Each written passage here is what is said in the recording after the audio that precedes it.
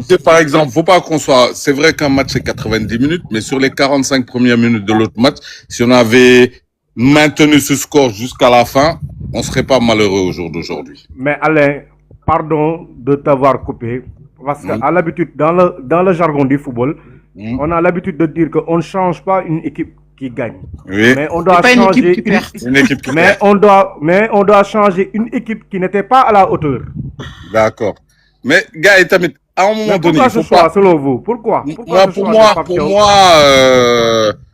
pour moi, il a confiance en ce 11. Oui. Il veut rectifier juste certaines choses. Et dans sa tête, on n'est pas plus sénégalais que Pape Thiaw, hein. Dans sa tête, il peut gagner avec ce 11. Dans sa tête, c'est ça le problème, Alain. Voilà. Bah, au jour d'aujourd'hui, même si on est 18 millions de Sénégalais, c'est lui le seul sélectionneur qui fait ses choix. On est obligé de suivre ses choix. On a beau râler. Là, on va râler. S'il gagne à la fin du match, on lui donnera raison. S'il perd, on va lui taper dessus. Forcément. Oui, mais Alain, le 11 de départ, c'est vrai qu'il n'est pas mauvais, mais il n'a pas le droit de remettre Lamine Camara. Non, Lamine Camara. Ça, après, c'est mon point de vue aussi, hein. En tout cas, on attendait quelques changements là.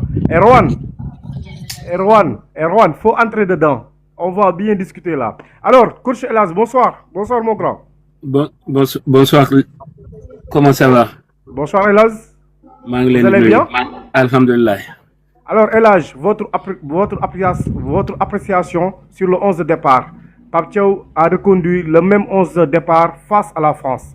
Quel est votre avis sur ce 11 de départ? En fait, comme nous m'avons oui. Je crois que ça peut le faire, mais il faut juste que il commence à tirer les horaires des joueurs dans le terrain et pendant le jeu. Oui. Aujourd'hui, il y a un match France, je ne sais pas si vous le regardez actuellement. Oui. Moi, je m'attendais que la France domine le jeu, mais tu vois, c'est pas le cas. Et si, parfois, quand même. Ouais, mais... Il domine largement. Ah, si, Ils marquent pas, mais ils ont marqué qu'un seul but, mais ils dominent largement.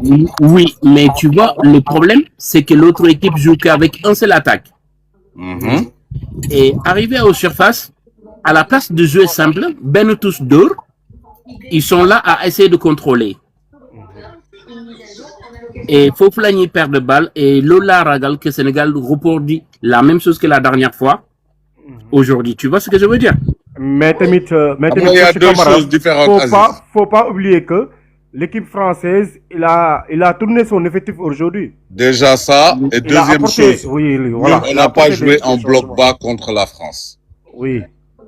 Irak bloc bas, Andy. Dafa ñëw andil France bloc bas. De ce fait, le physionomie match, ça peut pas être le même. Oui. Ça peut pas être le même. Et là, à la 14e minute, ils ont pris un but. Si ça se trouve en deuxième mi-temps, ils vont en prendre deux autres. Et la France a fait des changements aussi.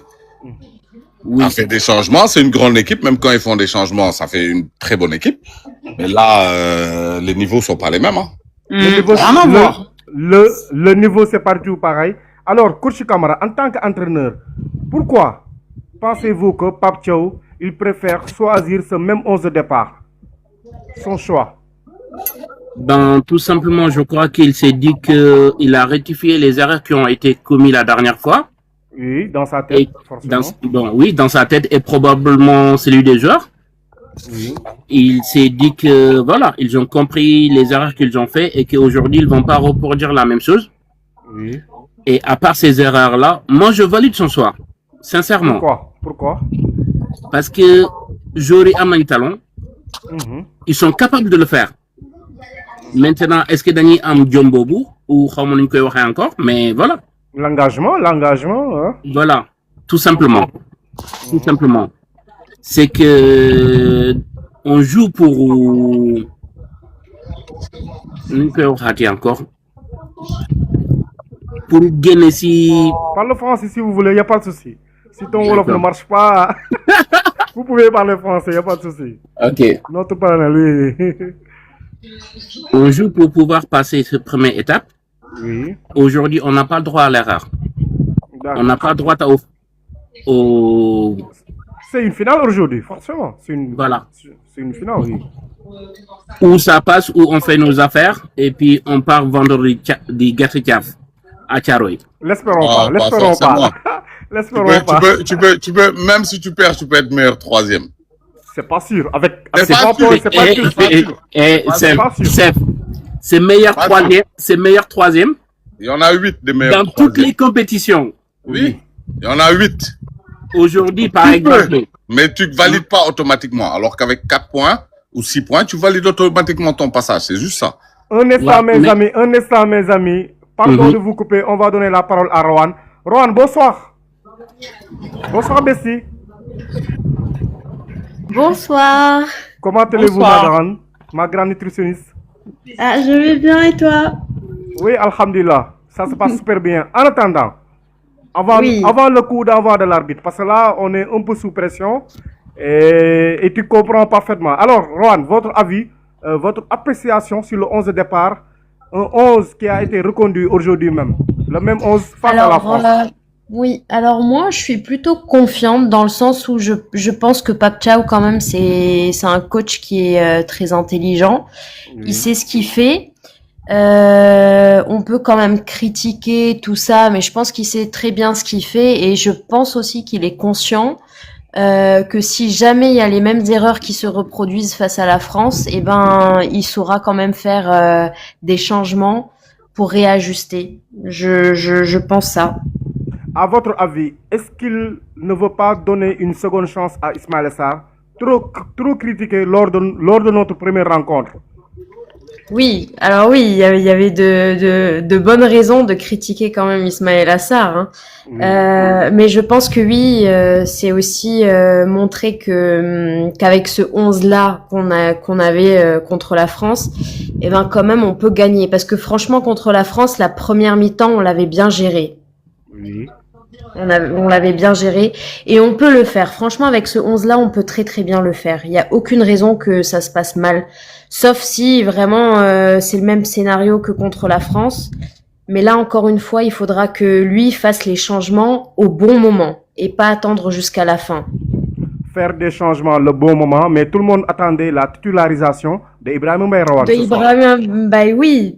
Bon, après, voilà. On verra. Moi, j'aurais bien aimé voir Ibrahima Mbaye titulaire, honnêtement, pour voir ce que ça donne. Et mais bon. Alors, Khalifa, cas, on verra. On verra. Merci beaucoup, Rohan. En attendant, je vais vous poser quelques questions. Alors, tu vas attendre un peu. Alors, Khalifa, Nagoum, si l'on est, mon frère. dama xawoon tawat quoi mais namm naa la. waaw fii la ëppee ñu ngi lay ñaanal suñu borom defal la jàmm bu baax a baax. Khalifa amiin alors si saa waane naka nga gisee 11 départ bi nga xam ne moom la Pape Thiaw tegaat. waaw dafa mel ni même 11 bi la tegaat de. oui c'est le même 11 raison pour laquelle voilà. mais bon man je me dis que bon man c'est bien hein, dans l'ensemble c'est bien parce que aussi bon peut-être dañu amoon manque d'efficacité la fois passée contre France quoi. Oui. Mais dañu amoon face une très grande équipe aussi hein. Quoi qu'on puisse dire France équipe bu mag la aussi hein, vraiment pour dire vrai. Peut-être bon il y avait des occasions yoo xam ne waruñu ko woon manquer aussi vraiment. Parce que boo xoolee avant premier mi-temps juste premier mi-temps bi ñu koy siffler Ismaïla Sarr bal boobu noonu loolu c'est quelque chose boo xam ne tey bu ñu ko dugaloon rek mën nañu indil beneen confiance boo xam ne bu ñu duggee deuxième mi-temps dina indi leen match bi dina indi beneen xar kanam quoi. Effectivement.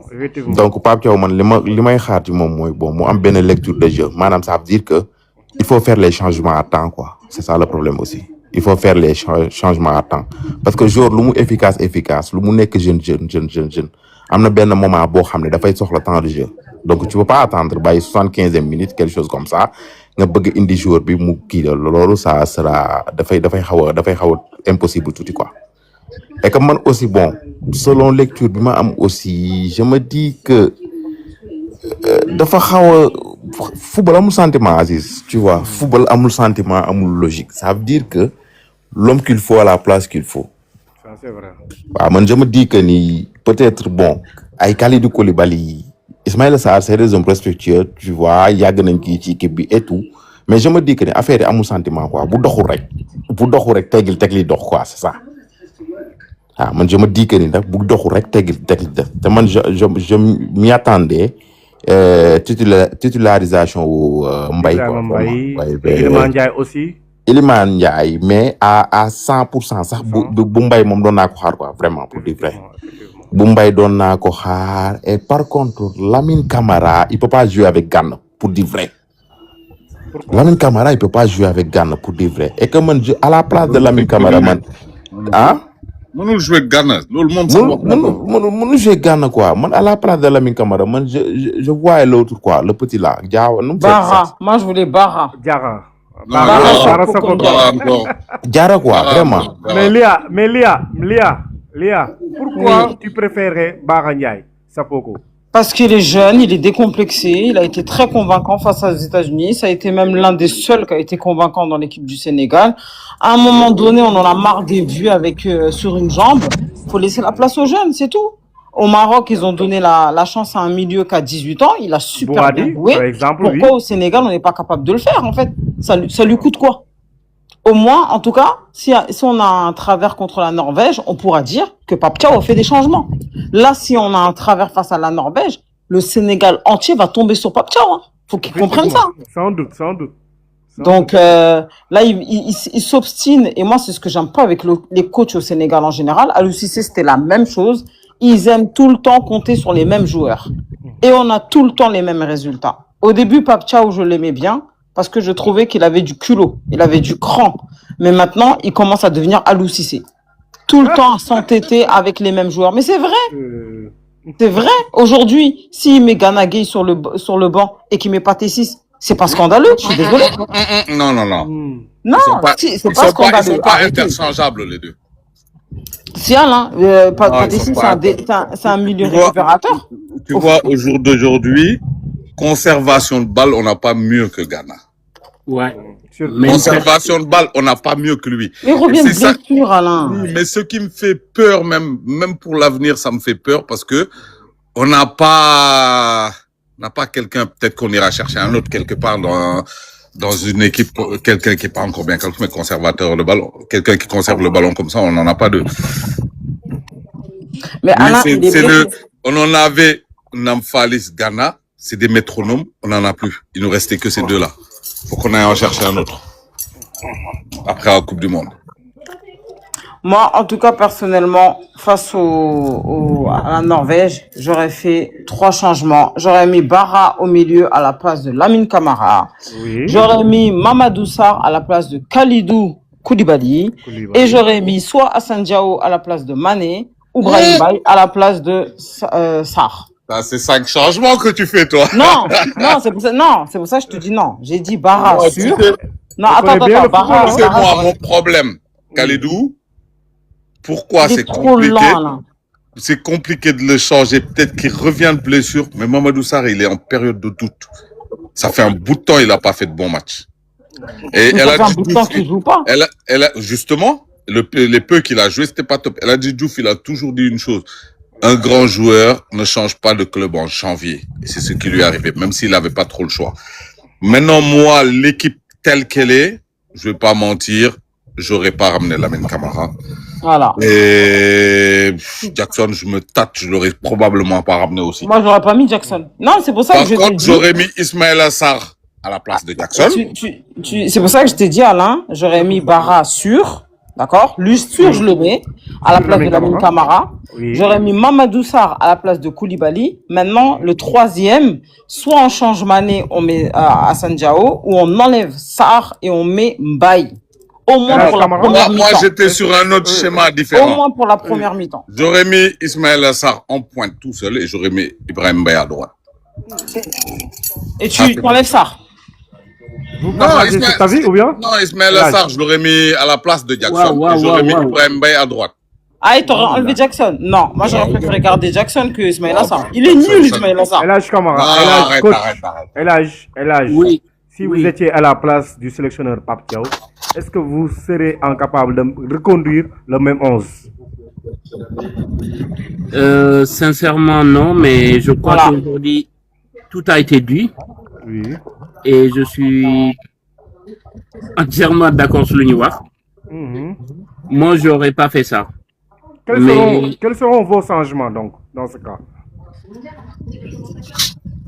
sincèrement xaw ma joueur sénégalais yi noonu xaw ma leen ñenn ça c'est l'un de mes grands problèmes moo tax du ma ci mën a dugg si débat bi su noonu. baax waaw doo si mën a entrer au fond.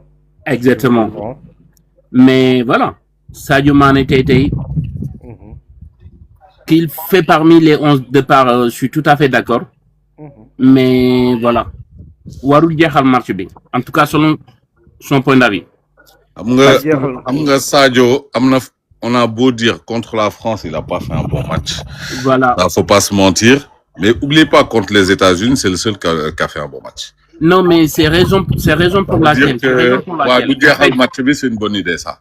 Voilà. À un moment donné à 55e 60e tu peux le sortir. Tu le sors. Tu mets un jeune frais. Mais surtout maintenant mon plus grand problème c'est pas ça. Aujourd'hui tu vois quand on a joué contre la France. L'entraîneur de la France a commencé à faire des ajustements dès le premier pause d'hydratation. Il a tout de suite commencé à dire bon voilà ce qui ne va pas. Notre entraîneur, je le regardais en train de... Voilà. Il faut que Moutel à réagir. Il faut que nous commencer dès le début de match, identifier ce qui ne va pas, donner ses conseils et essayer de les dire ce qu'il faut faire. Oui, c'est important. C'est là où le coaching commence. Ne damay xaar ba mi-temps, je vais attendre le mi-temps. Après, dans le vestiaire, je vais les dire il y a ça et ça. Mais voilà. Le mal sera fait depuis longtemps et que... Enfin bref. Merci beaucoup. Alors Khalifa, le fait que Pape Thiaw me reconduire le même 11, est-ce que Bougoul, sur le plan mental, garder la sérénité de son groupe et garder les joueurs pour ne pas que nous perdions cette confiance? Non, daf leen di wane rek j'ai entièrement confiance en vous etc. Mais man je me dis que man selon man sànq Alain am solo lu wax man je me disais que sax Jackson ma xanaa xamoon ne man j'ai plus confiance Ismaïla Sarr que Jackson. Pour dire man largement. man Khalifa. ba pare Pape Malick Diouf suñu latéral notre Pape Malick Diouf la tudd noonu. Malick Diouf waaw. man keneen ki laa gën a keneen ki moom gën a convaincre peut-être bon mën naa juum mais keneen ki moom gën a convaincre Jacob moom gën a convaincre que Pape Malick Diouf pour dire vrai. surtout suñu match bi ñu jógee contre la France. donc mooy loolu donc yow li nga wax peut-être bon je me dis que ni bon daf leen joxaat bon une dernière chance pour voir pour xool mais man je me dis que football amul loolu football moom boy Aziz y a pas de sentiment football kii doxal moom place. Ça c'est vrai. Exactement en fait maa ngi dégg lu grand. amul sentiment quoi. foofu laa bëggoon ñëw. mu jox leen seen sens moi je suis tout à fait d'accord. Il ne faut pas que ça soit sentimental. football moom. Voilà, il faut que... amul sentiment quoi, pour dire vrai. Il faut que voilà, se disait ça ne va pas, qu'il réagit tout de suite, def ajustement yu mu war a def, et on continue en espérant que yàlla dañuy may ndam.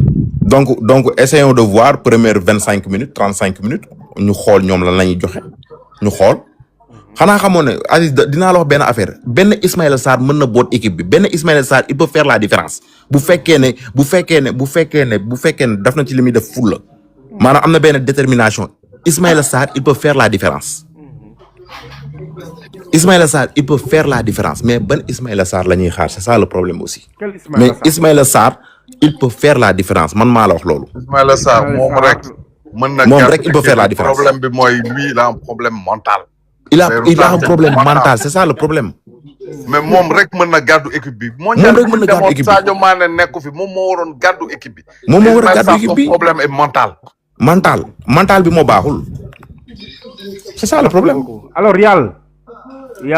Aziz naka mo maa ngi nuyu ñëpp baax ñu ngi nangu sa ziar baax. Votre avis sur 11 départ? Non, mon avis c'est pas grande chose hein. Il y a que deux choses qu'on va changer vite fait et on passe à autre chose quoi. Quelles sont ces deux choses alors? Ouais, parce que Belen bi Pape Thiaw il est très sentimental quoi parce que ça se voit quoi en fait. Si mon coach quand tu es coach il faut avoir le caractère. Et ce qui ne va pas ça ne va pas on le paye cash parce que niveau boobu ñu nekk la niveau ci xam.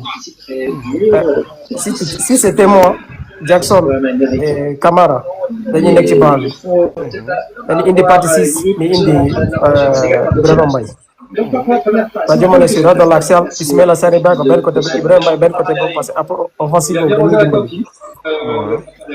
waaw mais Ismaïla Sarr benn problème la quoi, dafa am problème mental et mental boobu moo ko sonal.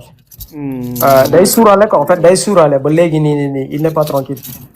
C'est ça le problème. Pape Thiaw ici li ma def nii nanguma ko franchement. D'accord, ci même d'accord, classement au boobu départ. noonu. Non d'accord Alors, ma ci d'accord ma ci. D'accord aussi. Alors, Léa, vous m'entendez? Oui, je vous entends. Ouais, Léa, selon vous. Tout à l'heure, Oui. attends, c'est Khalifa, il a dit quoi? Il a dit on met Ismaïla Sarr, il était plus bon qu'El Malik Diouf. Non. Il parlait de El Hadji Malick Diouf et Ismaël Jacobs. Et il a dit qui est meilleur? Il préfère Ismaël Jacobs à la place de Mais il est fou. Malick Diouf. Diouf! C'est le meilleur, ouais. Mais mon ami Diouf, il est intouchable. Ouais. En première mi-temps, ils ont mis Olysée sur son couloir. Olysée, il n'est pas passé une seule fois. C'est pour ça que Didier Deschamps, il l'a mis dans l'axe. Dans le milieu. Non, Aziz, je te l'avais dit avant le match. Je t'ai dit, Il a Olysée, bien bouffé, s'il El Hadji va Malick sur Diouf. le collet de Malik Diouf, il va être éteint. Il va pas passer. Déplacé. Ah oui? Oui, dis-moi, tu voulais me demander quoi Je voulais te demander sur le manque de spontanéité de la part de nos attaquants. Selon vous, qu'est-ce qui ne marche pas? Pourquoi nos attaquants n'arrivent pas à concrétiser certaines occasions? Je pense que le peuple sénégalais est trop exigeant. Et eux, ils sont trop sous pression. Et en fait, quand ils arrivent devant le but, ils se mélangent les pieds. Après, Jacobs, personnellement, j'ai toujours trouvé nul. Mais physiquement, il arrive à fatiguer les défenses. Mais c'est pas ça son rôle. Jackson, pardon. J'ai toujours trouvé nul. Il fatigue les défenseurs, mais il marque pas. Nous, on a besoin de lui qui mette des buts. Voilà. Jackson, je le trouve pas terrible. Après, on a un vrai problème au niveau de l'attaque, parce que même Ismaïla Sarr, c'est catastrophique. Pourquoi Ismaïla Sarr est très bon à Crystal Palace, mais il n'arrive pas en équipe nationale? Pourquoi? C'est l'automatisme entre les joueurs, ce qui manque. À mon avis. Tu penses que c'est ça? Ibrahim Mbaye, il est remplaçant au PSG. Pourquoi lui, dès qu'il rentre, il lui faut 2-3 ballons et il met des buts? Pourquoi? Il joue individuellement. Il ne calcule pas. Il joue. C'est que, Aziz, Ibrahim Mbaye, regarde son style de jeu. Il bat toujours vers l'avant, il ne recule pas. Oui. Et ça, c'est une insouciance parce qu'il est jeune et c'est ça qui fait qu'il est performant. Comme j'ai dit l'autre fois, Ibrahim Mbaye, dans 19 clubs du championnat de France, il est titulaire. Il n'y a qu'à Paris, il ne peut pas être titulaire. Ça, c'est vrai. Voilà. Maintenant, dans un autre club, à un moment donné, après la CAN et tout ça, à un moment donné, il mérite d'être titulaire aussi. Alors, coach, Doucouré, boo mënee wàññi télévision bi un peu tamit ñu ngi ak sa beneen son bi day ñëwaat ci suuf dañ la bëgg déglu attentivement. Il va falloir que tu diminues votre volume de télévision. Waaw moo tax Aziz. Oui, El Hadj coach Camara. Mun nga ma wàcce après ma yëgaat yi. D'accord, y a pas de souci, El Hadj coach. Merci beaucoup. Je t'en prie, c'est moi. D'accord. Alors, Doucouré, yow rek nañu déglu ndax nga gisee 11 départ bi bu Pape Thiaw reconduire. waaw salaamaaleykum maa ngi nuyu ñëpp ah. Oui yow. di jégalu ñu ngi lay fay bu baax. di jégalu waaw dama problème connexion bi la woon quoi. dëgg la y a pas de souci. waaw 11 bi yaakaar naa nañu déglu. ma ne ko 11 bi yaakaar naa peut-être ñu bëri xaaruñu ko parce que tey ñun ñu ngi doon xaar tey Ibrahima Mbaye ñëw départ. wala Bara Sakho wala Habib Diarra. surtout. mu am tuuti changement. Parce que coach doguma la ce match c'est une finale, c'est un match coupé. Si le Sénégal perd, c'est mort, nous sommes morts. Et on doit impérativement gagner cette rencontre face à la Norvège. C'est un match important, c'est un match qu'on ne doit pas tâtonner. On doit mettre les meilleurs pour remporter cette finale. Coach, doxalal. Effectivement, instant match bi moom mooy suñu finale ah. Ouais, c'est une finale oui. Mooy suñu finale. buñ ko pertee nag mu peut-être nag xam nga comme ñaanuñu ko yàlla on est mort mais comme 8 mai 3e ñooy génn mais ñun ñaanuñu yàlla egg foofu match bi dañ koy gagné au pire des cas ñu match nul te match la bu ñu war a gagné nga ne mais nga ne match la bu ñu war a gagné ak nga ne yow ñaata mooy génn 8 meilleurs troisième. waaw 8 meilleurs troisième ñoo war a génn. Non, 8, Ah, Sénégalais yi xamuñu. 8 meilleurs troisième. waaw Mais 3 points, voilà c'est 8 juste. meilleurs troisième. 3 points, c'est voilà juste. mais 3 points mooy. voilà 3 points c'est voilà 3 4 points c'est moo gën a juste. assuré. voilà mais merci coach 4 points mais 4 points moo gën a assuré. moo tax match bi ak lu mën a xew war ñu ko perdre du match la boobu du match bu ñu war a perdre. dëgg la match la boo xamante ne match bu ñu war a gagné. match bu ñu war a léegi nag comme le coach a fait son choix andi na classement bi. léegi ñun mënuñu lu dul voilà le même 11 kon tey xam nga tey bi fi nekkee di wax naan di warul ñëw wala ñëw xam nga loolu passé na parce que ñoom ñoo ñëw.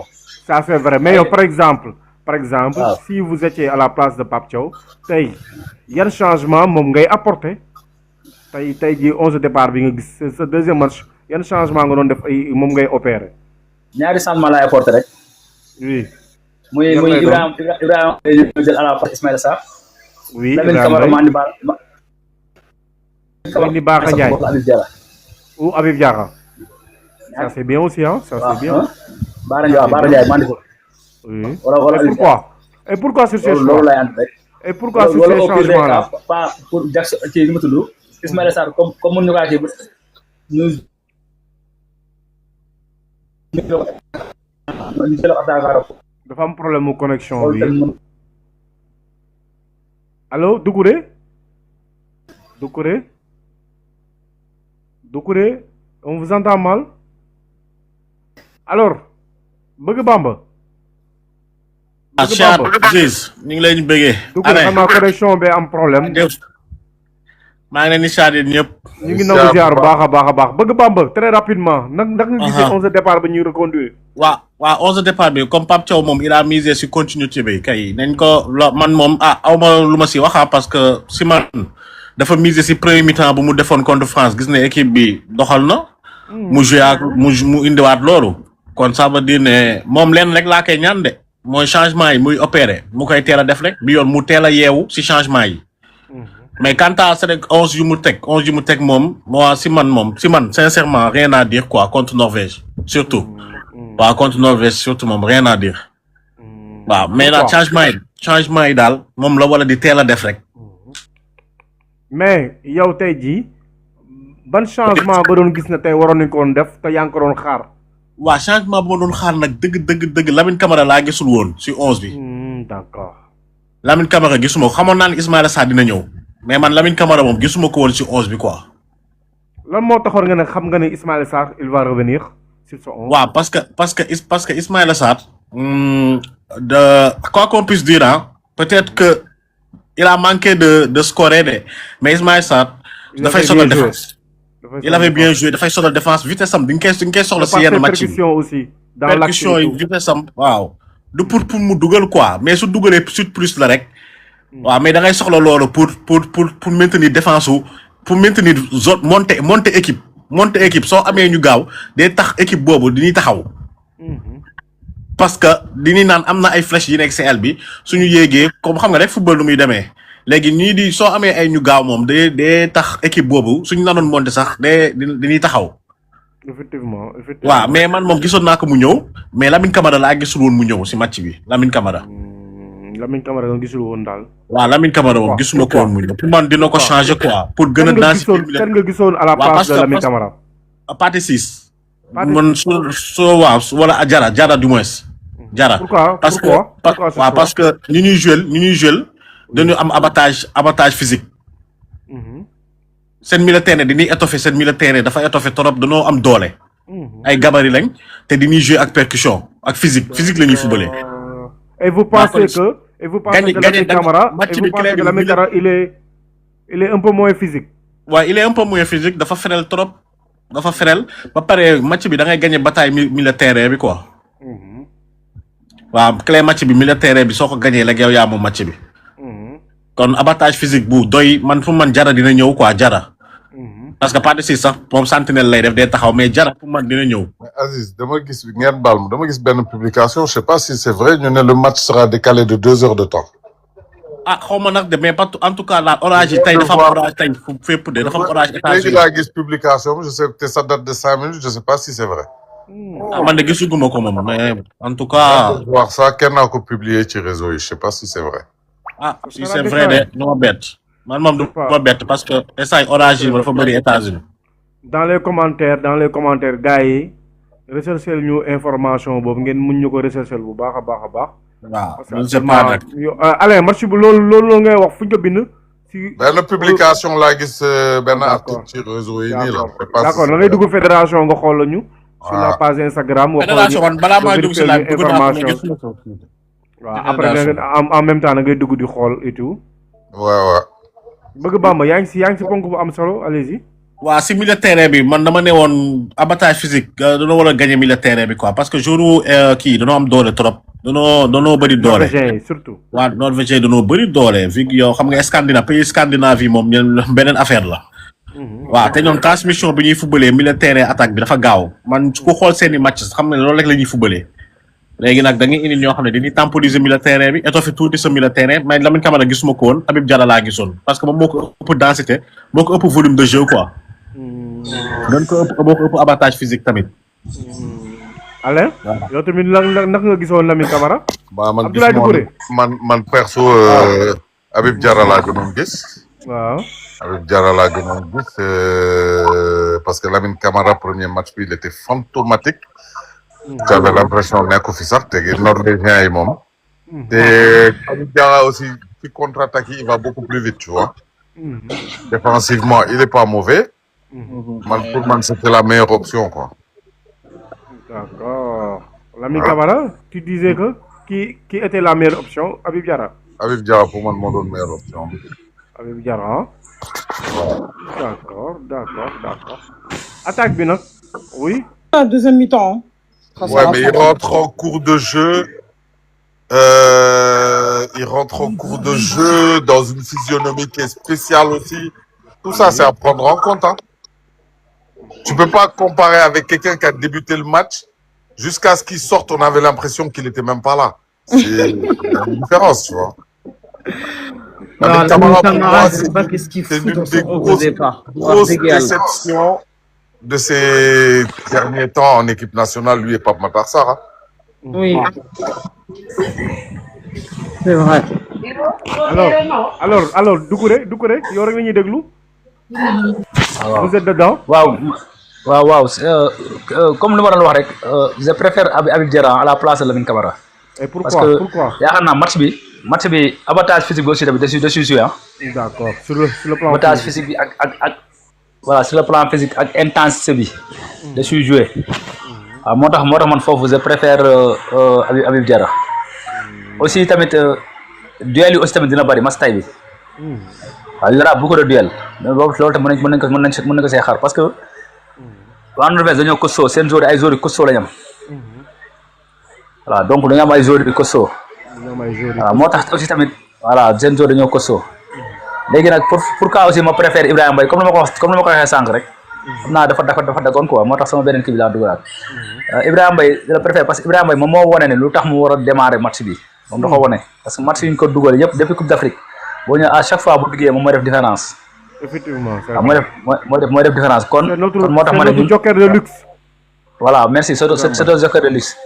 moo tax ma ne nag moom il est temps nag ñu kii ko ñu andi ko ñu xool nag ba xam ndax moom bu amee 70 minutes si terrain wala 80 minutes lan la ñuy apporter te gëm naa ne loolu voilà bu ko amee dinañu apporter dara sa vivacité sa technicité sa rapidité et ses percussions aussi.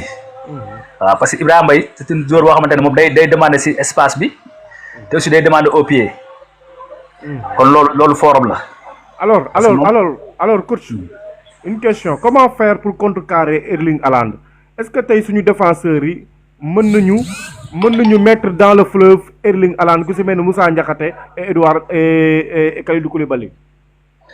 mais bien sûr Kalidou Koulibaly ak Niakhaté war nañu mën a marqué Haaland. Kalidou Koulibaly ak Niakhaté bu ñu demee ba nga xamante ne mënatuñoo marqué Haaland kon bu yeboon nañ sumu seen mooy bàyyi football. voilà. Bah ça c'est vrai. Kalidou Koulibaly bu fekkee mënatu ko marqué kon na bàyyi football Niakhaté même chose. En tout cas Haaland c'est un attaquant qui bouge. Voilà c'est un attaquant qui bouge beaucoup. comme ni nga waxee léegi mais aussi tamit Koulibaly tase la ak ay attaquant yoo xamante ne du dangereux te yàgg na leen contre ku si mel ni Mbappé mi keroog Koulibaly peut-être Pape Thiaw moo kii rek parce que gëj na football Koulibaly tey match bu mu def bii passé dafa surprendre ñu bari ki toog paraat presque ay 4 mois footballoo yow tey nga ñëw def benn 60 minutes bu correct boobu coach bi moo la waroon dimbali génne la parce que xam ne jambe yi mënatu ko. D'accord, surtout. coach moo ko waroon dimbali foofu voilà dafa dem ba sonn ba fatigué parce que lu mu amoon si tànk yi loolu la joxe moo gànn gay aussi tamit kii nu mu tudd Alan tey marquage bi lenn kese la su côté bu ñëwee si côté Koulibaly na ko marqué bu demee si ñaxate marqué ko kenn ki def couverture bi loolu kese la nekk mais tamit bu ñu si ak Alan kese parce que Alan kese nekkul si équipe bi. Il faut pas un plan anti Alan football. Voilà, merci. Dans ce cas Alain moom kese newul si terrain bi. Merci beaucoup. nañ Alors loolu suñu bopp. d'accord. Dans ce cas Alain. Alain, qu'est-ce qu'on doit faire pour déjouer la tactique de l'équipe norvégienne? Comment faire pour le faire déjouer? Gis nga coupe du monde. Peut-être l'équipe africaine yëpp football génn si. Ça défend tous ensemble. Ça veut dire que milieu ils ont un travail énorme. Attaquants ils ont un travail énorme soutenir milieu soutenir défenseurs yi la. Effectivement. Tey boo xoolee matchu Cap-Vert mais Cap-Vert c'est pas équipe bu tàng c'est que dañuy joxe lépp. dem ba jeex tous merci beaucoup coach. Voilà dañuy dem ba jeex. dem ba jeex la rek. il faut un jeu collectif. Égypte démb sax Égypte même démb da nga koy gis loolu la joxe. tey coach ñi ko fi joxewul ñëpp perte nañu. Sénégal ak Tunisie. boo xoolee coach maa doo ko mën a dem maa ngi jégalu parce que boo xoolee maanaam ñun match Cap-Vert dañ see war a jàngat match Égypte Niger dañ si war a jàngat. parce que ñoom ñoo ko joué gis nga ñoom intensité bu ñu andi. te Cap-Vert gënuñu équipe Égypte gënuñu équipe. ñoo leen gën équipe foofu. kon donc ñun tey intensité bu ñu andi man ci match bi tey dafa war a intensité la ñu war a andi Norvège. maanaam comme ni ñu tegal leen alxatir lu tar. jël leen presse jël leen di leen ci kaw man match bi waruñu koo tëj maanaam match bi du match bu ñuy fermer nañu ubbi match bi ñun ñoo koy ubbi. Effectivement. parce que sur les papiers ñu ñooy favori parce que Norvège classement FIFA ñoo ko raw mais sur le terrain nag favori amul. C'est vrai. waaw sur le terrain moom amul favori mais sur les papiers Norvège ñoo ko raw kon ñoo ko raw parce que ñooy favori donc ñun dañuy ñëw andil leen intense premier temps bii passé contre France daf leen premier temps bu correct mais. dañu manque réalisme. premier temps bu dañu manque réalisme premier temps bu ñu leen ko andilee. suñuy attaquant efficace match mun naa jeexee premier temps. surtout et alors. sama gars yi maa ngi leen nuyu maa ngi dañuy daal di projeter quelles sont vos attentes aujourd'hui sur Pape Gueye? Léa Bëgg Bamba Alain quelles sont vos attentes sur Pape Gueye aujourd'hui? Je vais faire bref là. Donc gis nga Pape Gueye. Oui. Sur le premier match, on a beaucoup attendu de lui parce qu'on dépend énormément offensivement de lui. Oui. Ça veut dire là, faut qu'il redore son blason, qu'il nous sorte un meilleur match.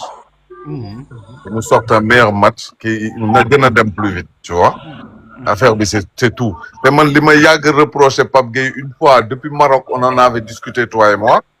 Mais Pape Gueye, suñu milieu de terrain c'est toujours le même problème il ne frappe pas de loin te milieu de terrain dafa war a di xaañ Pape Gueye biñ koy premier match bi lañ ko débat woon man ak yow ci CAN bi bizarrement c'est comme si daf ñu dégg mu commencé ko def di dugal rek pourtant Pape Thiaw juste boobu la am commencé di dugal rek Pape Gueye loolu foog mu commencé waat ko parce que loolu comme suñu attaquant yi duñ dóor duñu dugal milieu yi dañu xaañ milieu yi dañu xaañ alors Liaka?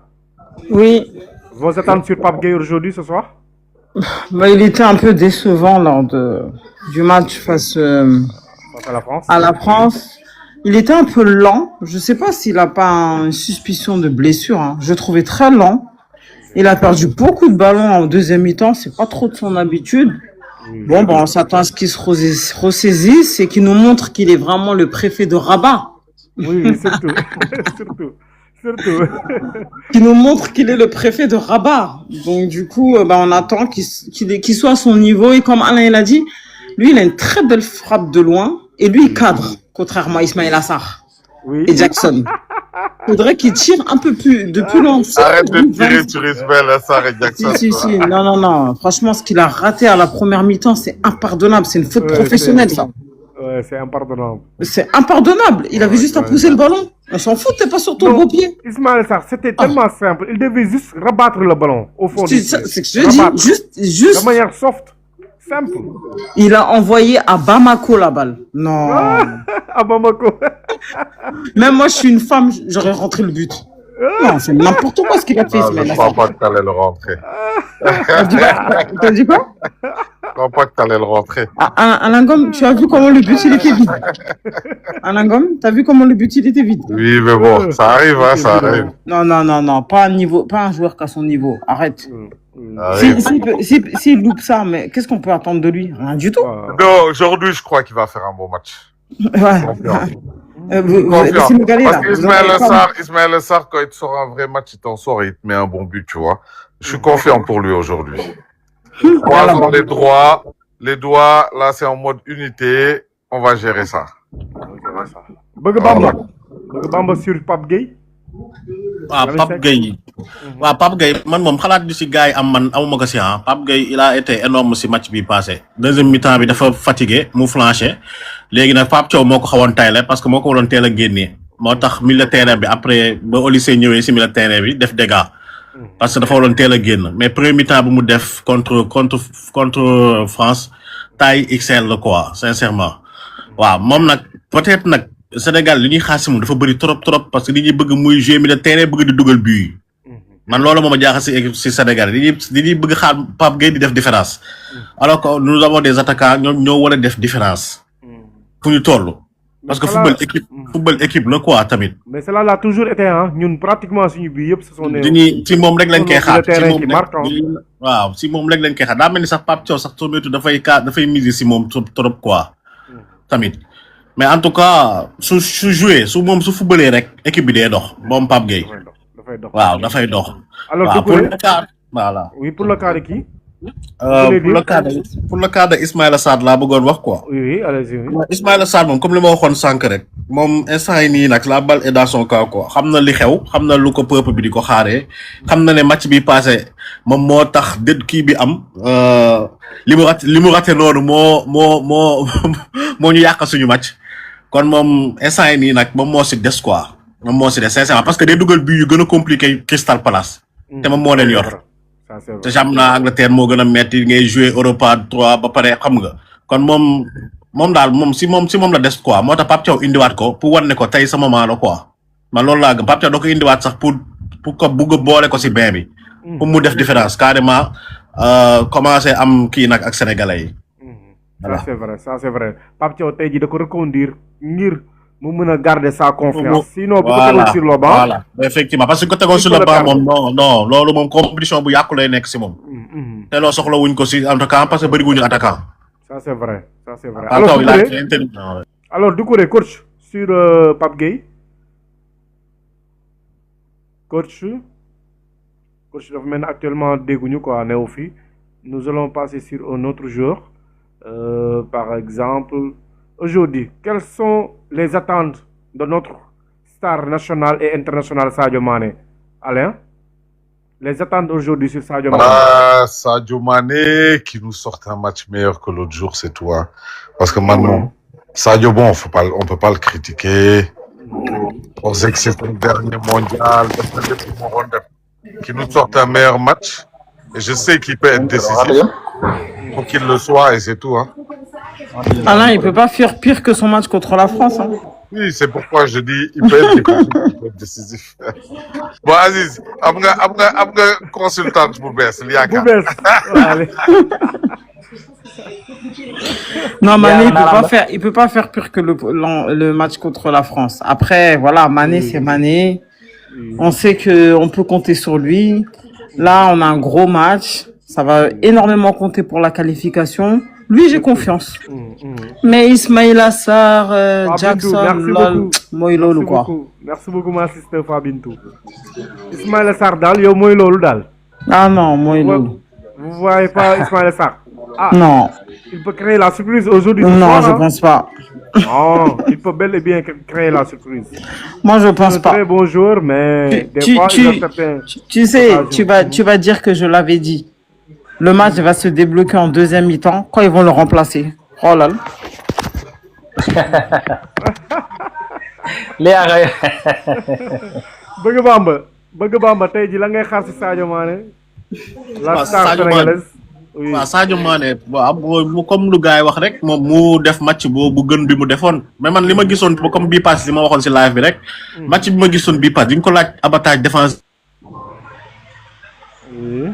mujjee xam nga pour mu am lucidité pour te moom loolu du registre am Ah, ça c'est vrai. maanaam Man, de toute façon, si défense ni mu doon fourni si défensive bi dafa bëri trop trop même, te trop loolu du même. registre am Sadio Mané, waaw, il doit dara jouer défendre comme moom. électron libre. waaw moo tax nag Sadio moo tax Mané match bii nag bi mu ko war a may mu Voilà. soufflé pour nga xam ne Dañ ko war a su may téye mu bal bi libre. offensivement mu am lucidité mën a def ay coups éclair am comme yu mu tàmm di def Oui, surtout. voilà Surtout. En tout cas daal de toute façon tey Sadio Mané je pense que waruñu ko jox rôle boobu muy double rôle tey jii mënoo tey jii di ko demander offensivement et défensivement nga bëgg ko demander aussi double rôle ça va être compliqué de son côté franchement et vu l'âge qu'il a actuellement tey Sadio Mané il doit jouer comme électron libre Sadio Mané fi ñu koy gën a xaaree mooy au niveau de l'attaque ngir mu mën a libre. garder énergie moom voilà c'est ça. pour mën a libre quoi libre waaw. tuuti. voilà pour mën a libre tout parce que boo xoolee match passé contre France bi xam naa xaw na ute quoi parce que France équipe boo xam ne dañoo offensif de trop Oui. peut-être loolu moo taxoon Sadio Mané mu doon défendre yooyu parce que Sadio comme ni nga ko waxee rek Sadio li ñuy xaar si moom tey mooy mu libéré wu jouer parce que boo xoolee stade yi ñu ngi war a seen bopp ay Mohamed Salah rek démb dugal na Tout le kon monde, tey tout il le est monde. temps waaw il est temps kay Sadio Mané tey dafa war a dugal sax war mu def décisif mu passe décisif te tey am naa yaakaar ni moom dina def voilà te tey am naa yaakaar si moom quoi voilà tey am naa yaakaar ni moom waaw forcément il doit se signaler mais sama gars yi. voilà waaw. tey am naa yaakaar ni tey dina si génnee gars yi quoi kon loolu am naa loolu laa si am yaakaar am nga yaakaar bu baax. mais xam naa Doucouré on se donne rendez-vous ba si kanam tuuti. match bi waaw li ci des daanaka 15 minutes moo des. Inch'Allah. Oui, Inch'Allah. Et on se donne rendez-vous. Inch'Allah. Merci beaucoup Lia. li nga wis Ismaïla Sarr Jërëjëf. Merci beaucoup Lia, ça a été un plaisir. Merci. Bamba, merci beaucoup. Merci. Bamba, merci beaucoup. On se donne rendez-vous Allez, après. Sénégal rek. Merci beaucoup. Sénégal rek Et une bonne soirée. Merci.